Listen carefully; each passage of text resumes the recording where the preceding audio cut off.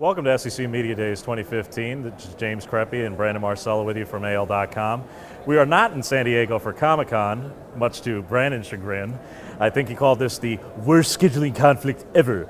But nevertheless, we are here for SEC Media Days, and we got to talk with Auburn head coach Gus Malzahn, Jeremy Johnson, Jonathan Jones, and Chris Frost. So leading off, Brandon, Gus seemed to be a little bit more cagey, a little bit more spirited than normal. What were some of your takeaways from what we heard from him today? He's talking like a coach who's been in the SEC for 3 years as a head coach. He's not necessarily being pointed or being very, like, I'm going to punch this guy or whatever, but he's able to say and give himself some of his own takes on situations, namely the satellite camp thing, which he's been ahead of, really, for the last year and a half on, especially when it relates to Michigan. He says, listen, teams like that from the north are not going to be able to come to Alabama and get players. And he's right, because Auburn can't go up into Michigan and get a lot of players. Neither can Alabama, neither can any really SEC school. So he says he's not worried about the satellite camps, but he's also talking about up-tempo offenses and how it seems like everybody else in the SEC is starting to do it. Some people might say that was a little bit of a shot at Alabama, and I think that might be true. Yeah, I think you're right. I think that Gus just seems to be, not that he was not comfortable before, but I think you are starting to see that in year three, this is someone who's definitely been here before. He's been around the block. He knows this setting, and what he wants to say is going to get across, and I think you're starting to see that a bit more here at SEC Media Days. And obviously, he's going to be a little bit more confident in his defense. He's got Carl Lawson back at defensive end, and that was a big problem, obviously, last year, the defense. Pass rush was non-existent.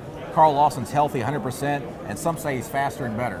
Yeah, by Chris Frost's estimation, he feels that Carl is further along and better than he was before, which is obviously fantastic news for Auburn fans. That's what you want to hear. You want to hear that your best proven pass rusher is further along. This time a year ago, we were walking away from Media Day saying, is Carl going to play at all? It sounded optimistic at the time, but now you're hearing not only is he going to play, obviously we knew that back in the spring, he's going to be even further along. That's tremendous news.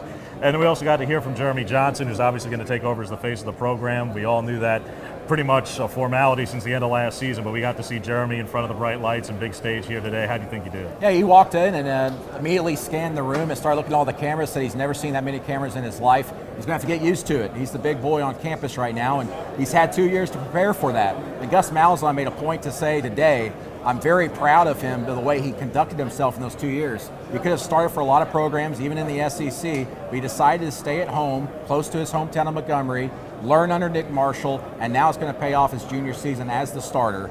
And we'll see how he does, but expectations are very high, as we've seen around Jeremy Johnson and what he was able to do against Arkansas in the season opener last season.